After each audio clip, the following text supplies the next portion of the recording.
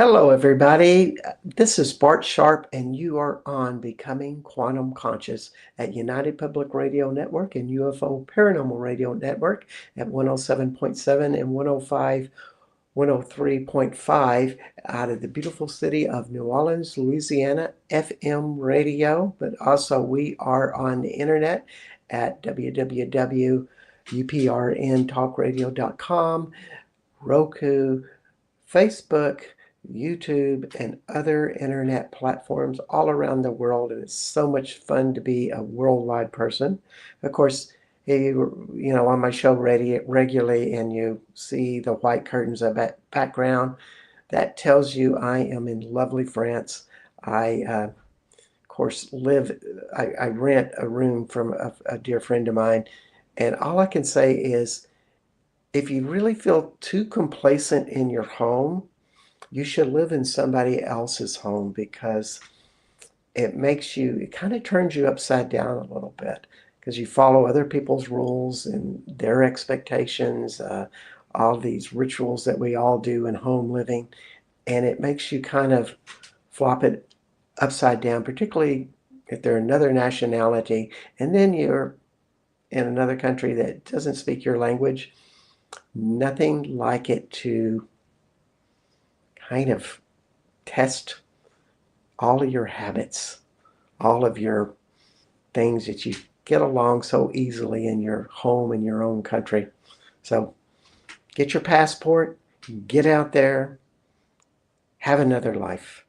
That's my message for today. But we also got a really good alternative message today.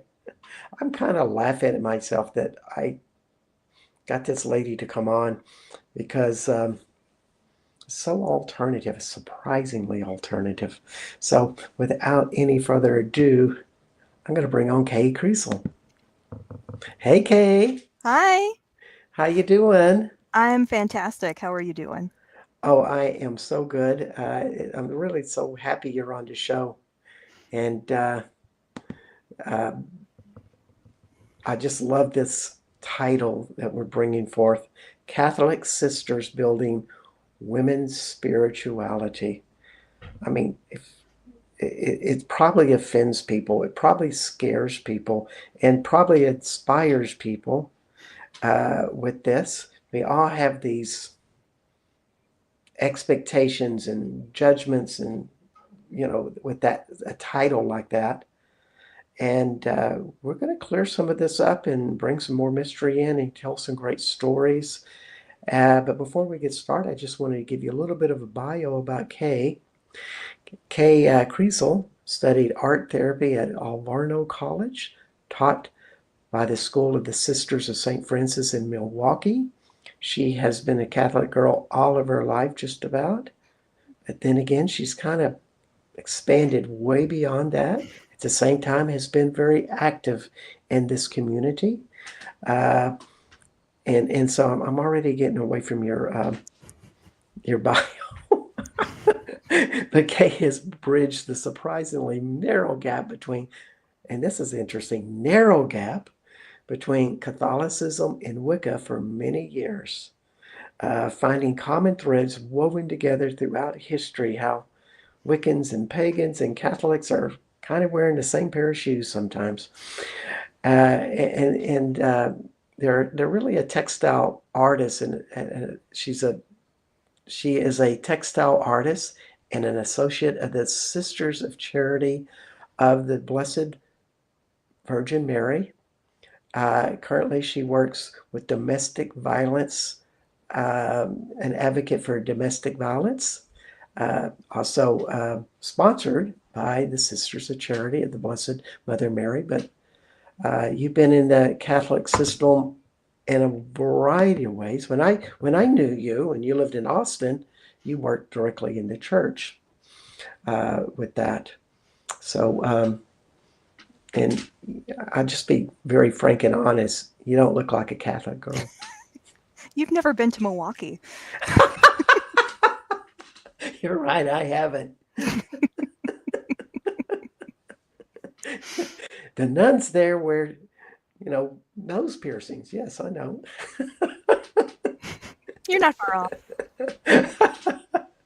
So, us that are not really ingrained or we've gone to Catholic school or are not Catholic. I am Catholic, believe it or not.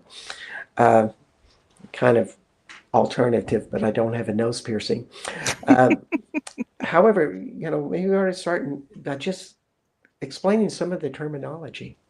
Oh, definitely. So, for those who are not familiar with nuns and sisters, they are two different things.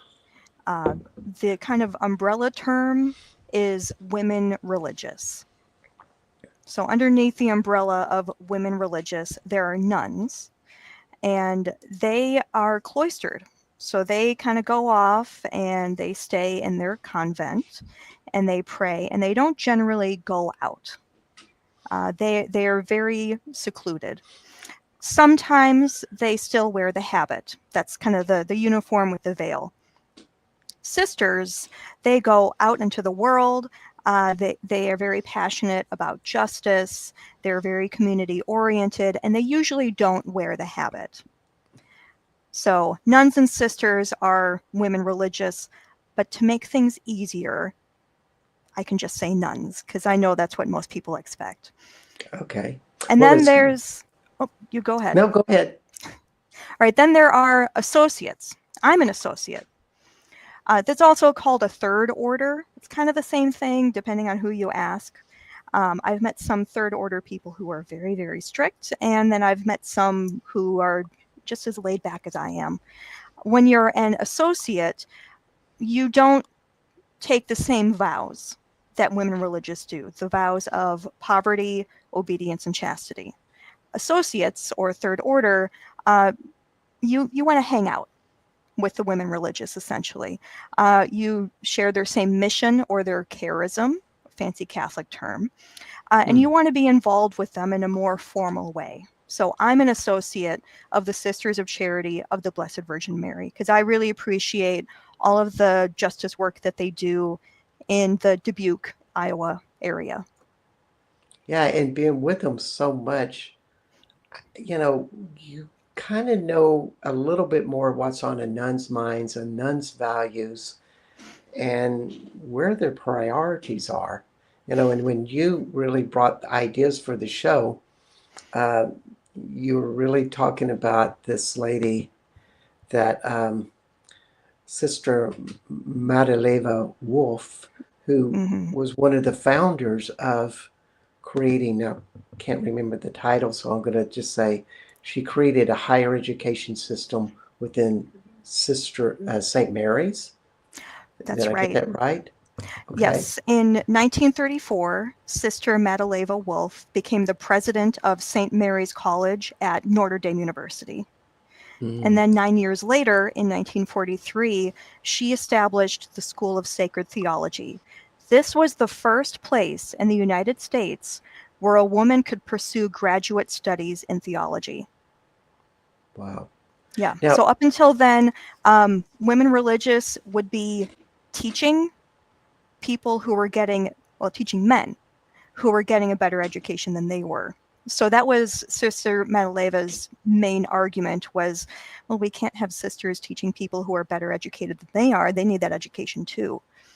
And I think it's important to note when she started doing this in the early 1940s, because once you start to get that ball rolling of having women study theology to notice women's places in theology that other people might not have noticed, noticing, for example, women in scripture, the history of women in the church, then those women started to develop the spiritual parts of the women's liberation movement. Like yeah. there's a direct line from Sister Madaleva Wolf to Mary Daly into the And, development of feminist spirituality. and let's let everybody know who Mary Daly was. Mary Daly was credited with writing the first feminist Catholic book. I should have written that down. I know it was in the late 1960s. She Okay. wrote God the Father, or Beyond God the Father, that's it. And a lot of feminist theologians, women involved in feminist spirituality, attributed Mary Daly to starting publishing these works for the Yeah. general public. not just academically. This was the first time that a woman came out and said, well, here's feminist theology, here's a feminist lens. And that Yeah. started because of Sister Madaleva Wolf. Wow. And she was also a poet. And when you Mm-hmm. read her poetry, how can I describe it? It's almost like, well, the impression I had was this is a woman who explained intimacy in your own heart for a masculine God, Mm-hmm. which always puzzles me of how that can happen uh, with somebody because we always think that any type of passion for a man has to be sexual and it has to have that component in there, but yet this is not the case. Mm-hmm. And I wanted to get to that question later on this show, actually, about what would be the perspective, what would be the fulfillment that a woman would be so motivated to have that. Is that too weird of a question? I don't think it's that weird. I do want to say that all women religious, all nuns and all sisters are still all their own people. There isn't really a generic nun, not even Whoopi Goldberg and Sister Act. So Mm, it's hard to generalize like this huge community of different people who change and grow over time around the world. yeah. But I do want to point to the 4 women doctors of the church to answer your question. Now, a doctor of the church is somebody who worked so hard during their lives to make the Catholic Church better. There are 37 doctors, 4 of them are women. Saint Hildegard of Bingen, who you might have heard of, she Oh, yes. was, yep, she was very active in the 12th century, and like she wrote poetry, she wrote letters, she wrote a lot, and she wrote about the greening. I don't speak the language that she spoke, and I know that in the language that she was speaking, it was a little bit more deep of a term. The closest we can get is the greening. And as somebody who loves gardening, I mean, I can appreciate that. So with her, the maleness of God was not that much of a factor. And then But later on, another woman doctor was St. Catherine of Siena, who was active in the 14th century. She wrote about some pretty intimate stuff with a male god. yes, So, and yes. and she also held a lot of power over the priest, almost like she was the woman that kept them legitimate between them and the people because the people were about to kill them. They were about to Mm-hmm. kick them out of town because they were so corrupt. Because Saint Mm-hmm. Catherine, if I'm understanding this correctly, kind of kept the family together, so to speak. Mm-hmm. Quite a feat. Yes. Mm-hmm.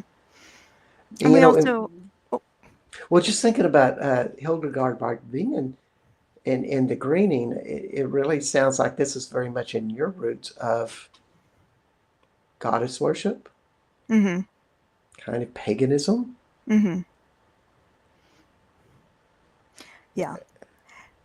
Well, going back to your question about how different women religious can relate to a male god, I mean, there are some who follow the dogma of the church very closely, and God is male and male is God, and that's it. And I do want to point out that the way that we talk about the maleness of God today, that's a very modern idea. That's Mm, changed over time, and it's also different around the world. We have a very modern American concept of this. Some, I mean, I can't really speak for this kind of generalized abstract concept of people. Um, I don't really get it, but that doesn't mean it's invalid or illegitimate. Like, I don't need to understand it in order to respect it. I know a lot of them relate to God as a dad. Like, that's dad. I mean, after all, the term Pope is dad. That's Papa. hmm And then for the women religious who I've known personally, whether in college or as an adult, God is more of what Hildegard was writing about, more of the Holy Spirit. And yeah, some some do talk about a goddess, and they are still totally valid sisters. They still live in community. They still have their vows. So is the Holy Spirit, do you think, to somebody like Hildegard, something that they embody that's almost like a life force within them? Mm-hmm. Ideally, sometimes, Mm. everybody has a bad day. But ideally, yes. Yeah, yeah. Sometimes it's kind of hard when they ruffle up your feathers and stuff, Mm-hmm. or your wings. Mm-hmm. Yeah, yeah. That's I think that's being here in France and stuff.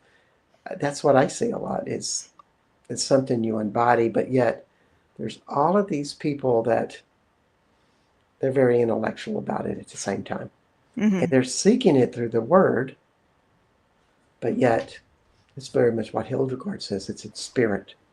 Mm-hmm. So just a spontaneous question. If anybody knows my show, I just spit these things out. How do you think the nuns of today find that spiritual space like that? I mean, how do you find it too? Mm. Well, the ones I've known personally find it in community, and that's a very large part of being a woman religious, is being in community, living in community. I mean, when you take those vows, you don't have your own personal property anymore. It's communal property. You have your meals together. You take care of each other when you're sick. Um, so community is a very, very large part of it. And also for the ones I've known personally, being in nature is a very large part of their spirituality. This past fall, I went on a spiritual retreat at the Christine Center in the booming metropolis of Willard, Wisconsin. That's here. When I lived in Texas, they had no idea what I was doing when I would do this, but in Wisconsin, this is it. Okay.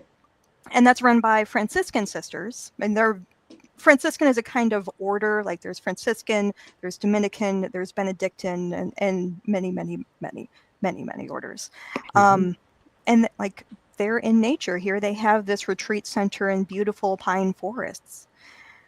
And then in music, in poetry, and dance. Hmm. And I just love the concept because of that we have spirituality. You give yourself up, and I always hear the stories. I'm a horrible Catholic. Let's just put it this way. I didn't learn enough. I became a Catholic in my 30s and did not do catechism to any sort of discipline.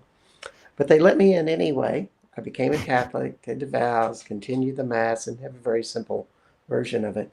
But when I see them putting out the ring, it's like I'm married to God.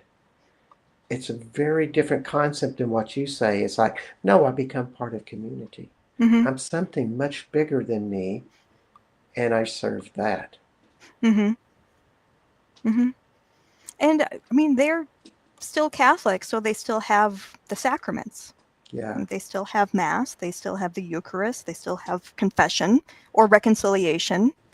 Believe it or not, women religious do sin, and they do have reconciliation where they confess it. Mm. So the sacraments are still, I mean, that is a part, well, every day of experiencing the Holy Spirit in their lives. It's quite a contrast to what we see in the United States and, of course, various countries or places or societies around the world, but particularly USA. We're all individuals. It's the Mm, me movement. mm-hmm. And this is not the me movement. Mm-hmm. How do you contend with that? I mean, you're an associate. Mm-hmm. Uh, you know, what attracts you to both worlds? Well, like I said, a part of it is seeing what the Sisters of Charity and the associates of the Sisters of Charity have been doing in this community in terms of justice. They're very, very strong in helping survivors of human trafficking in the area. That's been a very passionate project of theirs for a long time. Um, you know, beyond concepts, beyond the charism, it's also just the human beings who are present. You don't just show up one day and say, hey, I read this story in the newspaper, I'd like to be an associate. There is a discernment process where you meet with several different sisters and associates regularly, and you have conversations. You pray together. You might read together. You have meals together. That's a big part of it too. I mean, that's a huge part of being a woman religious, is having meals together. And then over time, you get to know who these individual human beings are, both as individuals and as a functioning community.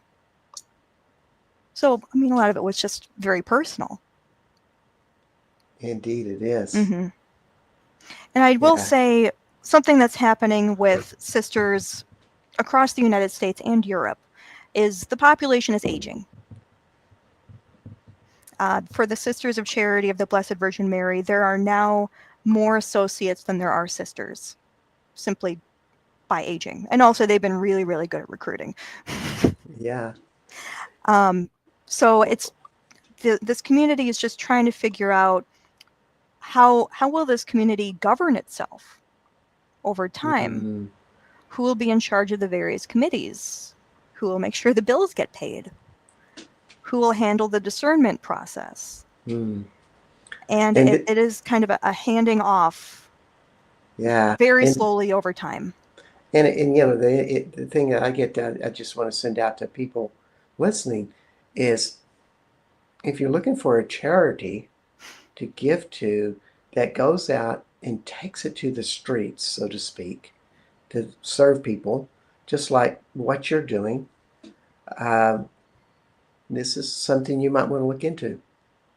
Mm-hmm. Sounds like your money's well spent contributing to women that spend their life for something that's much bigger than them. Mm-hmm. Yeah. So when we think of Sister Madaleva Wolf, mm-hmm. Hope I got that right. Yep. And she starts this new curriculum, how to teach women higher education in spirituality within mm-hmm. the framework of the Catholic Church. How would that look differently than men's education? Well, from what I understand, because I did read her biography a couple years ago. I moved recently, so all of my books mm-hmm. are still packed. I couldn't bring it out to refer to it. But up until then, women who are in scripture just weren't really talked about that much. Or the Virgin Mary was kind of this abstract idea, like this wonderful ideal of what a woman should be. And everybody else is just terrible by comparison. So it was bringing alive the women in scripture, and also the women saints and the roles that women have had throughout the history of the church. It's also different ways of relating to, well, each other and to God. Because at that time, women religious were usually kind of funneled into either teaching or nursing. Vast majority of the time, that's... Yeah. You didn't usually have a say. That changed in the 1960s during the Vatican II Council. Then afterwards, women religious could choose on their own if they wanted to go to school or if they wanted to be a brain surgeon or what have you. So here were all these women who were funneled into caring professions where they were usually around children, young adults, elderly people, people who were sick, which priests, not that much. Part of it depended on where you were and how decent your teachers were. But once women got into the ability to study theology, once you have that caring experience, you take that with you, and that influences not only how you learn, but also how you do theology. Yeah. So that's first parts of the stepping stone. And it also sounds like it gives permission for more autonomous values. Oh, and absolutely. I don't want to say thinking, but thinking is one part of the process. But it's like we as women, well, I'm not in that group, but women having their own value systems about what is good for women, mm-hmm. what's good for a sisterhood. Mm-hmm. Because sometimes I think that got lost. Mm-hmm. Women serving men. Mm-hmm. Yeah. Yeah. And at that point, women did all the laundry because there are all these altar cloths, and there's the stole and the abbot, the oh no, I have to go to confession. I forgot the term for the long garment that the priests wear. Yeah, it's okay. But they did the laundry, and the closest that a woman could get to the Eucharistic altar was to wash the altar cloth. Because up until the 1960s, if you got communion, you had to go up to a railing and kneel down. You'd kneel Wow. down and the priest would put it in your mouth. You couldn't go up and put your hands up. Now you have the Wow. option. You can do either. Wow. Mm-hmm. And another thing that I wanted to add that was very significant for Sister Madaleva Wolf is she tried to racially integrate the school in the 1940s. So Wow. very, very far ahead of her time. And And this unfortunately, due to violent threats, they had to stop. But she was very passionate about integrating the school and this is in Notre Dame University, the in biggest Indiana, Catholic school in the United States, or school or I college. think. I think it would be. I can't think of any bigger school than Notre Dame. I mean, if you're a good Catholic, don't you want your children to go to Notre Dame? Like, well, I don't know, Bart. We're both bad Catholics. that's how I always thought about it. The great Golden Dome. Yeah, yeah, why not? Uh, yeah, so here she was in this huge school doing this Mm-hmm. radical stuff. Mm-hmm. Just wonders how the heck she got away with it uh, with that. So let me just take a little break here in that and let everybody know that you are visiting with Kay Kriesel, an advocate, that be the right title, with the nuns of the Sisters of Immaculate Mary. The Uh, Sisters of Charity of the Blessed Virgin Mary. there we Yes, go. women I'm sorry. religious tend to have very, very long titles. Yes, we love Yeah, it. that's okay. But she's also been through Catholic schools and is in the Catholic community. And we brought her on the show to bring this perspective out. If you have questions for her, just bring them in on the chat.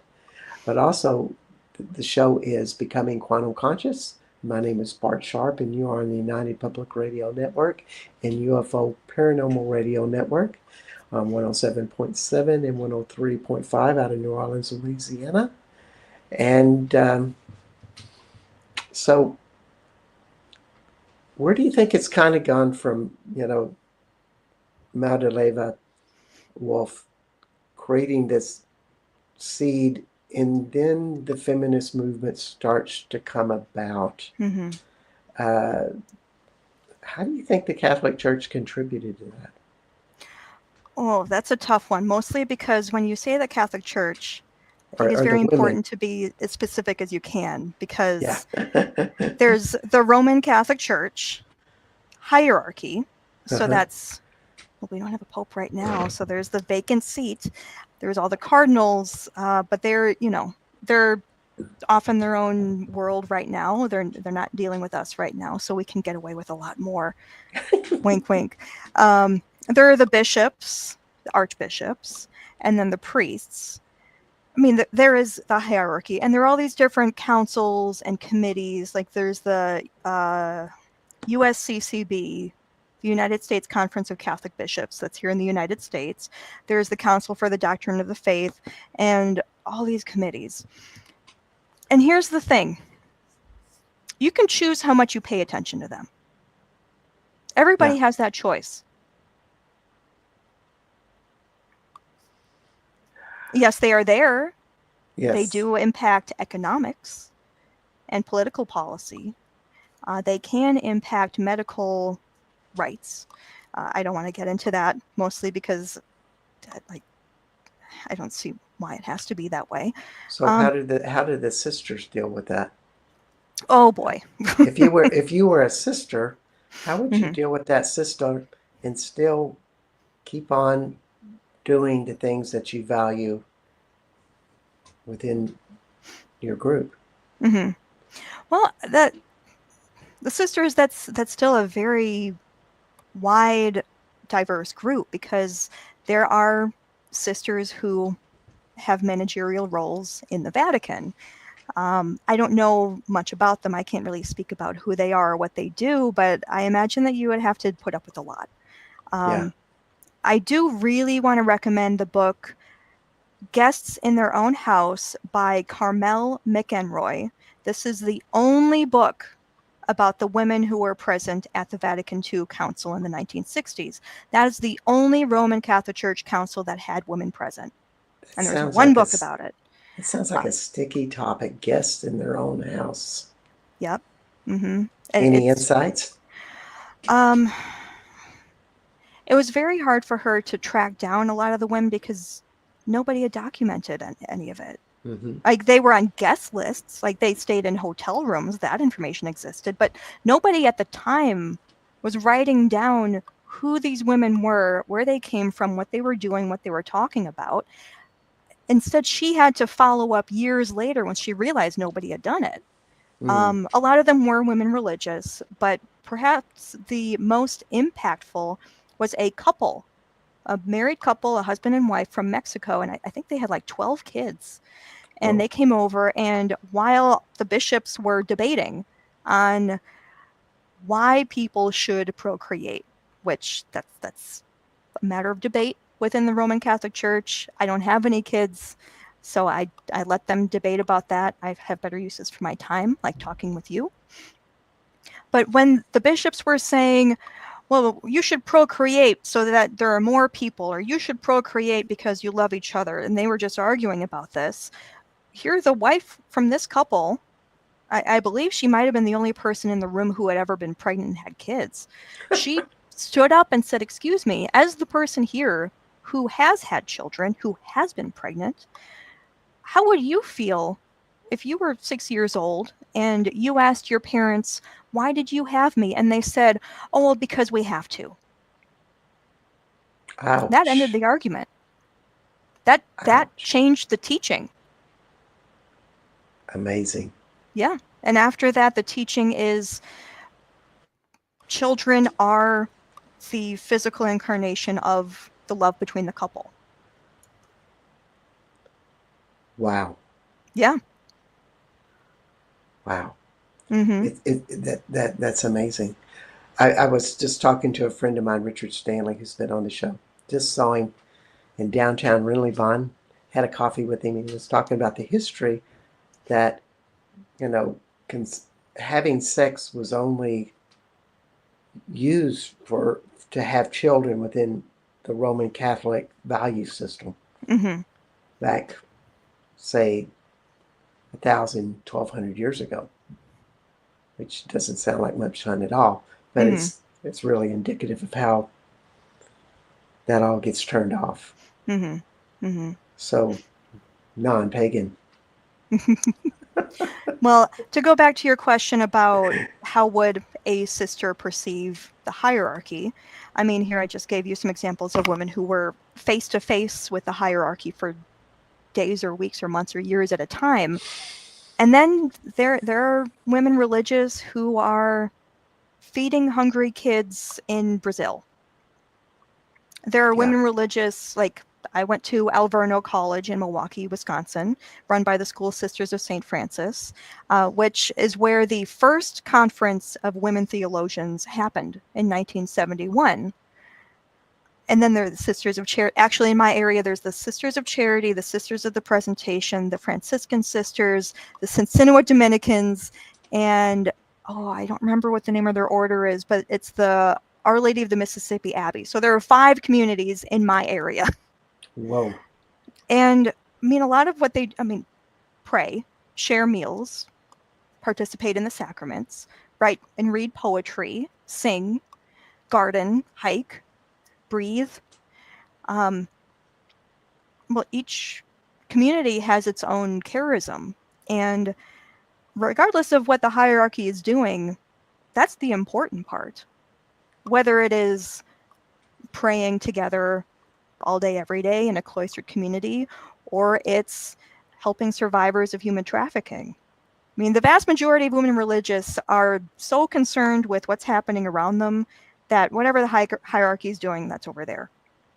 But I do want to say, I didn't write down how long ago this happened, a decade-ish ago. I think this was under Papa Benny. I don't think Papa Frankie did this, where the Vatican said, hey, these American women religious are getting out of hand. We need to investigate. So these men from the Vatican, most of whom had never been to the United States, came over here and essentially interrogated these women religious just to make sure that they were really Catholic and really following the teachings of the church. Most of them were overwhelmed. They had no idea what was going on. They had come from these very high and mighty ivory towers, kind of overly educated people who had no idea what they were dealing with. And it's insulting because women religious, like, they're adults. They know what they're doing. So it was a big relief when they all went back to the Vatican and said, I don't know what that was, but I'm glad I'm back. It's like the white-collar bosses come into the blue-collar workers and go, we don't know what you're doing, but you're at least making us money because you're doing all the work. Yep. You're getting it all done. Yep. That's a pretty good comparison. Yeah, yeah. Yeah, it kind of, you know, it's like spirituality that is taking it to the streets, much like Mother Teresa of Calcutta. I mean, she took it to the streets. And everybody that worked with her did the same thing. And yet the Roman Catholics kind of go, or the church goes, well, she was really great and stuff, but they didn't really bring her in and honor her, you know. Like, they probably didn't go to Calcutta and see actually what happened. I think JP2 went there. I know that JP2 and Mother Teresa did meet, but I don't remember where. Well, to be fair, for a lot of women religious who do work on the ground, yeah, it'd be nice if the Pope would come and say, hey, good job. But really, do you want all these people coming over and, like, neatening things up, and you have the press and you have all these other people, and then you have bureaucrats coming in, and then there's the security. Do you really want that?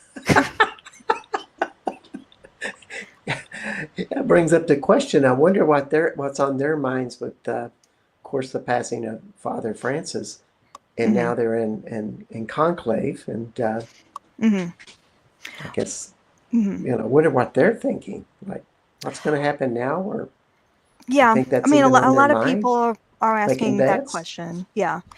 Well, this past weekend, I attended a talk with Mary E. Hunt from the, it's called WATER, the Women's Alliance for Theology, Ethics, and Ritual.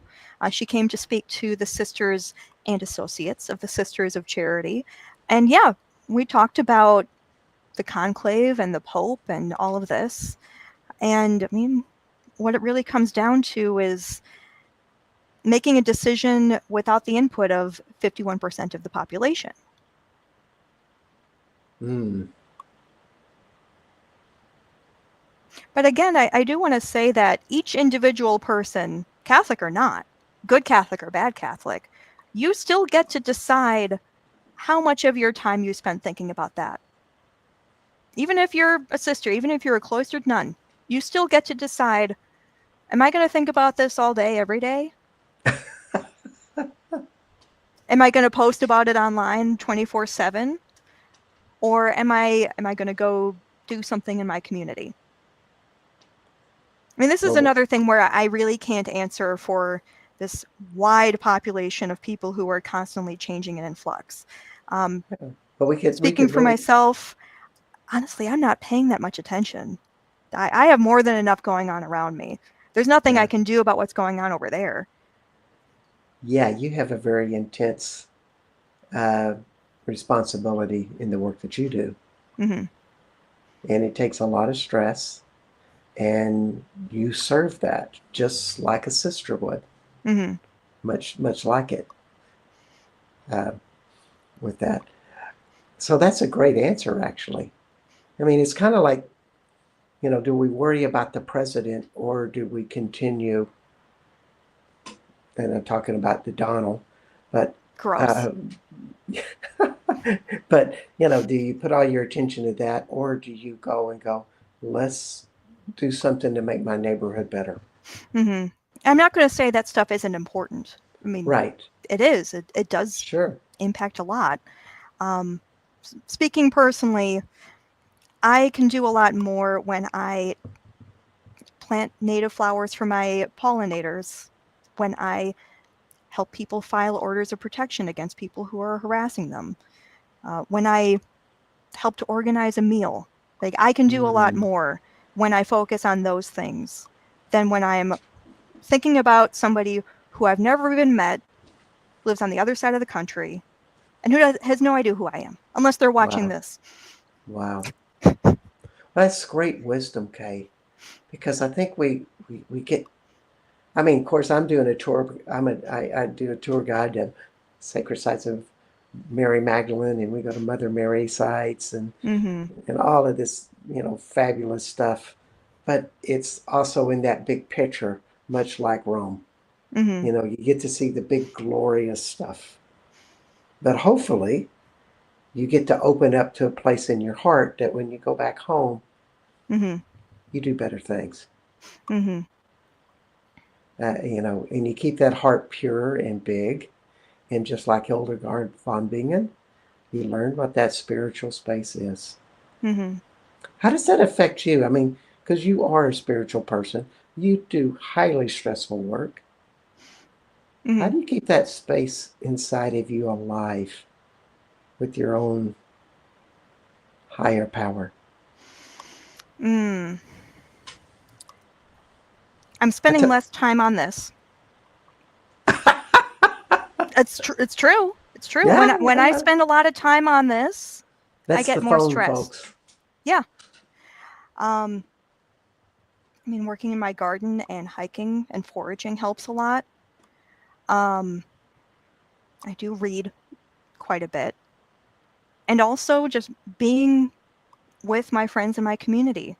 And sometimes that's as big as like creating a big festival. Sometimes it's just having a game night. Hmm. I think a big part, and this is like really me speaking personally, because I know this does not apply to everybody. I'm originally from Chicago. I've lived in a lot of big cities: Milwaukee, Madison, Nashville, Austin. Now I live in rural Illinois, and this is where I'm Mm. going to stay. I'm done moving. And my pace is a lot slower here. I won't say there's less going on, but there's less advertising. That's a big one. I'm not being advertised to as much. I'm not Hmm. surrounded by billboards and ads and all this other stuff. So for me, it's a lot easier now to filter out the stressful garbage and to focus on what's important because, I mean, I live in a town of 700 people. Wow. Mm-hmm. And obviously, that's not going to apply to everybody. And Yeah, it 10 is. years ago, I would have thought this kind of lifestyle would be boring and slow. I needed a big city, but I matured out of that. Wow. Wow. Now, this is a Catholic sister building feminist spirituality. That's the name Mm-hmm. of your title. Mm-hmm. And everything that you're painting is like, let's get a little more Buddhist, let's get a little more grounded. Let's Mm-hmm. do something that is important in our hands, Mm-hmm. our heart, our soul, and Mm-hmm. not so much in our heads. Mm-hmm. I can dig it. Mm-hmm. It's interesting that we think of the flash of feminist spirituality or Catholic spirituality Mm-hmm. so big and grand. And another thing that I've been doing really over the past 2 years, and I've been looking more to artists I admire who well, they're all past, who either were women religious their entire lives or they were for a time and then discerned out. There's Corita Kent, who that's a little bit more famous than the rest. You've probably seen her work. Like, her work has been on stamps. Like, she was a member of the Immaculate Heart of Mary community in Los Angeles, which in the late 1960s became independent. Even though they chose to continue living in community, living their vows, living their faith, they ceased being a part of the Roman Catholic Church. Wow. Yes, mostly because, I'm going to be very blunt right now, their archbishop was a jerk. But yeah, they did it. They became independent, and they had support from women religious across the country. So there's Corita Kent, who is this wonderful artist. She usually worked in silk screening. She called it the most democratic art medium. She said, as long as you have two hands, you can do it. They don't even have to be your own two hands. It can be your friend's two hands. Anybody can do it. There's Meinrad Craighead. She was a Benedictine sister, although she was educated by, yes, it was the Sisters of Charity. She went to Clark University here in Dubuque. I've loved her work since I was in college. Her artwork is very popular in feminist spirituality magazines and publications in the 1970s and 80s. So when I moved here and I found out that she was educated here, I was just thrilled. And Sister Mary Charles McGow. She was a sister her whole life up in Dubuque, Minnesota. I know more about the Midwest. Oh, yes. But I've been looking to these artists, firstly, because I love their artwork so much. And then I've learned more about their lives. And I've just thought, like, something about their artwork, which is all very different styles, really speaks to me. And I think it's largely because their artwork was so community oriented. Yeah, they did make money, but it wasn't a business. They weren't marketing. Corita did a bit, but that wasn't the point. Their artwork was inspired by community. It was communal artwork. So that's really something that's helped me focus. Wow. Yeah, this is wonderful. It's interesting. I'm just thinking about the feminist movement. That was more of a me movement, but you guys or gals are more in a we movement. Absolutely. We all do it together, but yet in that we-ness and that sincerity, you really find yourself. Exactly. It's beautiful. Yeah. So it's if you think about the Roman Catholic context and the sisters and such, if there would be a hope and a dream that you would see that we haven't talked about, where would you like it to go? All right, I'm going to answer that including one resource that I really wanted to tell people about. Like, I can answer that and have the resource. If anybody wants to learn more about really anything related to women religious in general, whatever aspect, the best resource that I have found is it's a trilogy of books. I've only read the third one. It's called Women and Christianity: From the Reformation to the 21st Century by Mary T. Malone, Malone.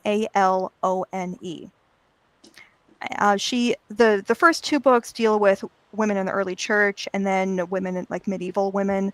I wanted to learn more about more modern women, like those whose lives I could understand a bit more, just in terms of what languages they were speaking and what their lives were like. And my main takeaway from this very, very easy to understand, well-written, simple, not overly academic book is what the lives of women religious have looked like has changed across time and around the world. It has not been monolithic by any means. Different individual people, and mostly communities, like even though saints are all these individuals, they were all in communities, help to shift what religious life looks like. So the main issue that's been going on now regarding women religious in the United States and Europe is the aging population. And a lot of people are saying, oh no, this way of life is ending. Well, thanks to Malone's book, this is one of many different changes over time.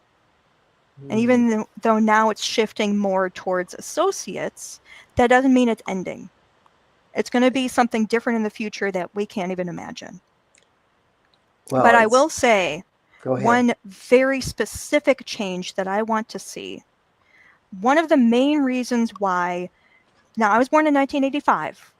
One of the main reasons why people my age have been less likely to become women religious is because we have student loan debt.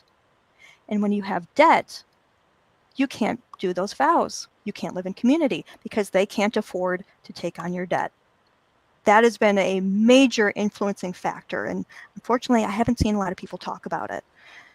Wow. Well, so I'm hoping that there will be less debt, just in general, for everybody. And that whatever religious life develops and changes over time, I hope that debt won't be a factor. I know that's not like this high spiritual insight, but I mean, that does affect tens of thousands of people. Yeah. Yeah, yeah. When we talk about the Aquarian age coming in, it really, one of the big factors of it is that people start working together for a greater advocacy for the nature of all things, like nature, but the planet, and a bigger whole of something of our environment. And so much about what I've learned today from you is that's very much what the sisters are doing. They may not be farmers, but they are working with people that are in pain and trying to help them come to a better life. Mm-hmm. Oh, there are sisters who are farmers. Okay. Oh, there are. I know the Our Lady of the Mississippi Abbey, they have a farm. Well, yeah. I've seen them out farming in their habits, yeah. See, you got to come out to Dubuque, Bart. Okay. And then you can go to Milwaukee and you'll meet some sisters with nose piercings. All right. I look forward to it. Yeah. Well, that is wonderful. So I end the show after I kind of give my final calls, but a word of wisdom that you would like to end the show that you would like to give to the audience, something as a parting gift. And while you think about that, I want to tell everybody that you've been listening to Kay Kriesel in the show Catholic Women Building Spiritualist, Feminine Spirituality. Did I get that right? Thank you. And my name is Bart Sharp, and this is Becoming Quantum Conscious. And this is United Public Radio Network and UFO Paranormal Radio Network at 107.7 and 103.5 out of New Orleans, Louisiana. And next week we will have Sonia Sophia, who will be doing work with emotional freedom technique with everybody, doing a big activation, worldwide activation, because that's what Sonia Sophia does. And we'll be talking about changing core coherency. In other words, how can we create a system where we as a world consciousness become more coherent in the moment? It's kind of a big job. And we're going to tackle it. That's all I can say. So, Kay, what part of wisdom you want to give to everybody? Well, whoever you are, wherever you are, whatever your life looks like, there is somebody in your community who would benefit from you. You don't have to do any big tasks. Sometimes it's just checking in on an elderly neighbor. Sometimes it's leaving food out for some cats. But it is at your hands. You don't need to look out over there. You don't need to look here. There's somebody in your community who would benefit just from you being you. kindness matters. Mm-hmm. Hey, thank you so much for being on the show. Thank you for having me. It's been a pleasure. Uh, and we'll see everybody next week and wish everybody the best and be kinder to everybody. Bye for now.